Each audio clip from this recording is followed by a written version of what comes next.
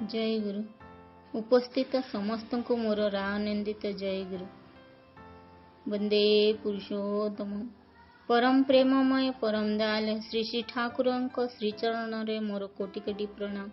जगत जननी श्री श्री बड़मा लक्ष्मी श्रीचरण रे मोर कोटि कोटि प्रणाम। परम पूज्य पाद श्री श्री बड़दा श्रीचरण रे मोर कोटि कोटि प्रणाम। परम पूज्य पाद श्री श्री आचार्य देव श्रीचरण रे मोर कोटि कोटि प्रणाम। समस्त ठाकुर परिवार श्रीचरण रे मोर कोटि कोटि प्रणाम।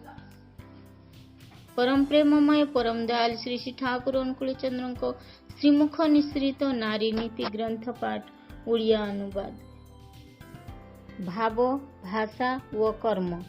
भाव भाषा को मुखर करी तोले, पुणी भाव ही कर्म को नियंत्रित करे, आउ भावनारू ही भाव उदित हुए। अतएव तुमर भावना को जेते सुंदर सुशृंखल सहज अविरोध व उन्नत धरणर करिब, तुमर भाषा व्यवहार व कर्मकुशलता मध्य सेहीपरि सुंदर अविरोध व उन्नत धरणर हेब। स्वस्ति स्वस्ति स्वस्ति। वाणी संख्या 10। जय गुरु।